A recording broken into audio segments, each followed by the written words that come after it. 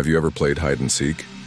It's a childhood classic, right? Fun, innocent, unless you're Tom. For Tom, hide and seek isn't a game, it's a curse.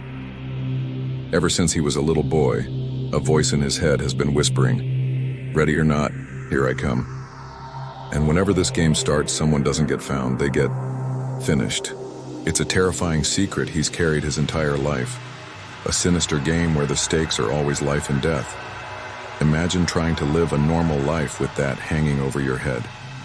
Every laugh, every moment of peace is tainted by the fear of that familiar, chilling whisper. Tom tried. He built friendships, fell in love, and desperately held on to any shred of normalcy he could find. He thought, maybe, just maybe, the voice had finally gone away for good.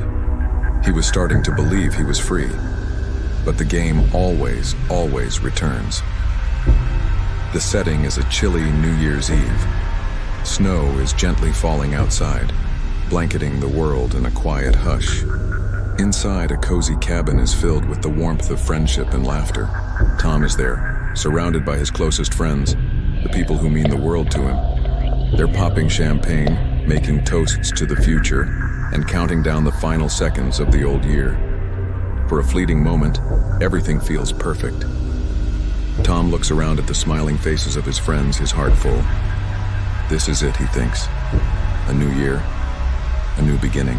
Then as the clock strikes midnight and shouts of "Happy New Year" fill the room, Tom hears it. Faintly at first, then louder, cutting through the celebration like a shard of ice. 10, 9, 8. It's the voice. The game is starting again. Panic seizes him. He tries to scream, to warn them, but the words catch in his throat. His blood runs cold. 7, 6. He looks at his friends, still blissfully unaware. Their faces beaming with hope for the year ahead. A year they would never see. 5, 4. The voice is a merciless drumbeat in his mind. The lights in the cabin flicker and die, plunging them into darkness. The joyful shouts turn to confused murmurs, then to screams of terror. 3, 2, 1. Tom's world dissolves into a whirlwind of chaos and fear. He can hear things breaking, people shouting his name, sounds of a struggle. But he's paralyzed, a prisoner in his own mind as the voice declares, "Ready or not, here I come." When the police finally break down the door, they find a scene of unimaginable horror. The New Year's celebration has become a gruesome tableau. And in the center of it all sits Tom, catatonic, splattered with evidence, the lone survivor. To the outside world, the conclusion is obvious. A festive gathering gone horribly wrong. A friendly dispute that escalated. A man who snapped. They don't hear the voice. They don't know about the game. They just see a killer. The trial is a media frenzy. The New Year's Eve Slayer, the headlines scream. Tom's defense is impossible. How can he explain a voice in his head? How can he describe a deadly game of hide and seek without sounding completely insane? His lawyer pleads insanity, but the prosecution paints a picture of a cold, calculating monster who betrayed his friends. The jury, swayed by the overwhelming circumstantial evidence and Tom's eerie silence, sees only guilt. The day of the sentencing arrives. The courtroom is packed, the air thick with tension. Tom is led to the stand, looking hollowed out, a ghost of his former self. His friends' families are there, their eyes filled with a mixture of grief and hatred. He has lost everything, his friends, his freedom, his future.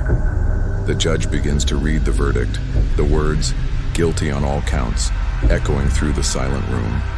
A life sentence, no parole. As the judge prepares to deliver the final sentence, a strange calm settles over Tom. He has nothing left to lose. He's been a pawn his entire life, a terrified player in a game he never chose. But now he realizes something. If he can't win the game, maybe he can change the rules. Maybe he can finally show them all the monster that has been hunting him. He looks up, his eyes locking with the judge's. A faint, chilling smile touches his lips. He closes his eyes and focuses, not with fear, but with intent. He whispers into the silent courtroom, a soft but clear command that sends a ripple of confusion through the crowd. "Let's play a game," he says. He takes a deep breath, and with a voice that is no longer just his own, he calls out to the entity that has tormented him for so long.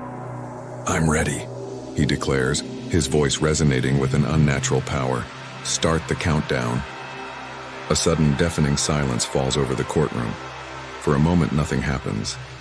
Then a low, guttural voice that seems to come from the very walls themselves begins to count. 10, 9. Panic erupts. People start to scramble, but it's too late. With a deafening boom, every single door in the courtroom slams shut, the heavy locks clicking into place with a terrifying finality. The lights flicker violently, casting a strobe-like effect on the terrified faces. 8, 7. The game had begun again.